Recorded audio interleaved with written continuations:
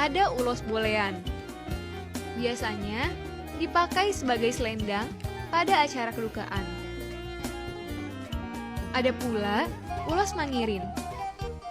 Dipakai sebagai selendang, tali-tali, atau diberikan pada anak cucu yang lahir. Khususnya bagi anak pertama sebagai simbol keinginan agar kelahiran tersebut diiringi kelahiran anak selanjutnya. Ulos Padang Ursa dan ulos Pinan Lobu-Lobu keduanya dipakai sebagai tali-tali dan selendang.